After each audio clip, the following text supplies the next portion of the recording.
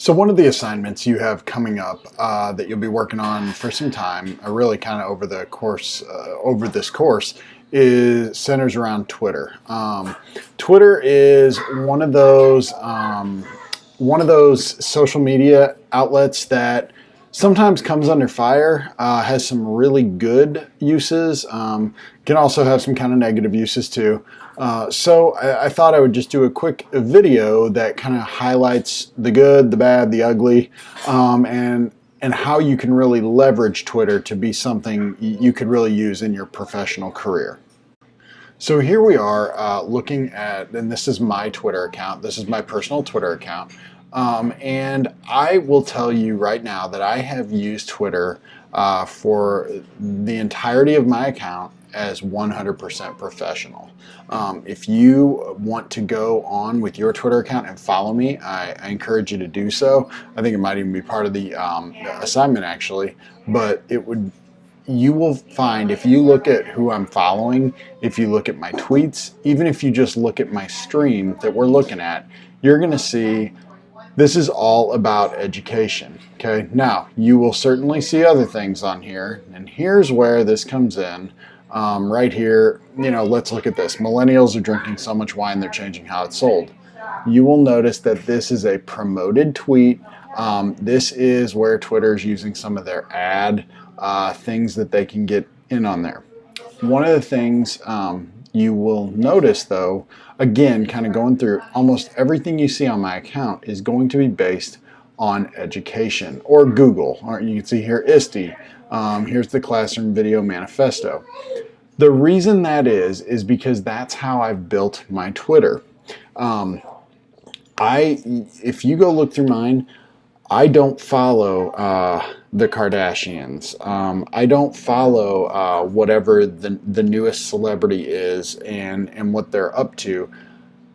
There's nothing wrong with that if that's what your goal is. But if we're going to use Twitter as a source of professional development and as a place to get new ideas for the classroom, well, you probably want to limit how you follow certain people.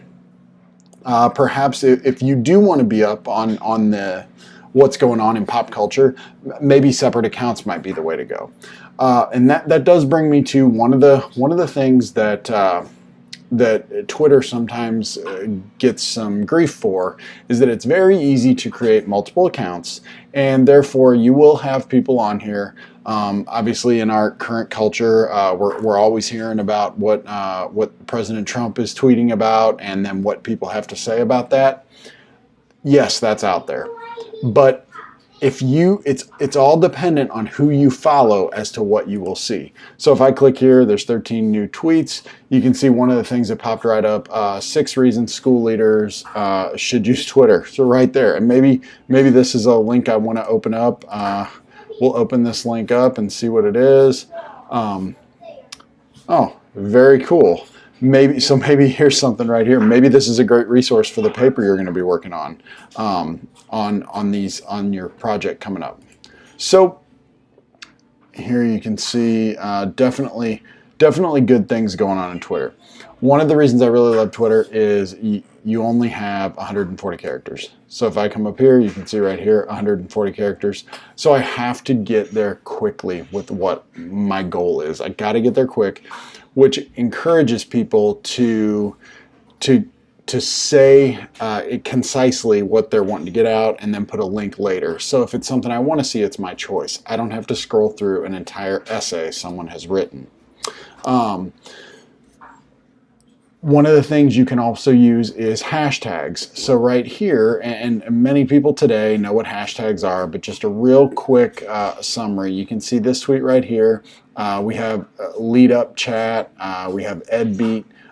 Let's go down. Let's find a couple more hashtags. Hashtag OneNote. So this is someone who showing how to use OneNote in the classroom. And basically what that does is if we search Twitter for a hashtag, let's search for Google. We'll do Google Expeditions. There's a good one for education right now. So here, this will help me find any any tweet that has the hashtag Google Expeditions in it. So this is a great way to find curated material that you might use.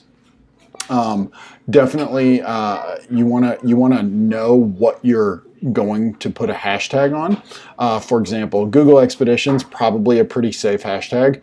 I would be careful though if you use things like hashtag awesome or hashtag cool. Something that's very broad like that, because who knows what people have put with that hashtag, and that could show up too. So just something to be aware of. Here's a little bonus for Twitter. Something I really like is a service called TweetDeck, and I'm going to show you what that is right now. So this is TweetDeck, and what TweetDeck is a separate program. Slide this over here. This is a separate program that is going to it's going to basically make your Twitter even better to use. So what it does is, I've logged in as my Twitter account, the same one you see here, the exact same Twitter account. So if you see my home right here, you can see what's being tweeted about. And if I go to my TweetDeck, it's the same thing right here. Okay. This is my home column. Now, next to that, these are all customizable columns. So this is my notifications. So this is when someone mentions me or someone follows me, it's going to pop up right in this column right here. This column I have this is a permanent search column. So one of the things I do like to keep in touch with is something called hashtag MoEdChat. And what that is every Thursday night, a bunch of educators get together and they start answering questions about education. You know, what's going on in the world of education.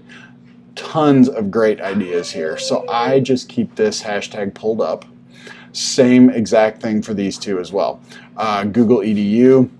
Again, I'm a Google certified innovator, so I like to follow different things that Google's doing, and just stuff like this. This person right here, I went to Google Teacher Academy with him, so it's a great way to keep in touch with those people. And then EdTech. I just like seeing what's going on in the world of EdTech because that's a passion for me. So it gives me an idea of what's going on. I like this because rather than being in the actual Twitter and where I have to come click search and then search each hashtag individually, or I have to go to my notifications page here, I open up TweetDeck in the morning. Here's everything I need right here. And yes, you can tweet right from TweetDeck right here. So this is just kind of nothing you have to do. I just thought this would be something that you might enjoy using and make Twitter more usable. Right here is this add column, just so you know. This is how you add the different searches that I had on there. You can add collections, you can add private messages, you can add only mentions of you. You can do whatever you want. I really like the search because that right there is what gives me these columns. So I can keep those searched. And this updates in real time. As you've probably noticed a few of them popping through now. So this is just kind of my quick overview on Twitter. I'm sure a lot of you guys understand the basic concepts of Twitter. Biggest thing I wanted to get through to you guys though is Twitter really is what you make it. If you follow a bunch of crazy stuff, that's what's going to fill your feed. If you can stick to keeping it just professional though, you really will get a ton of great information delivered right to you exactly how you want it.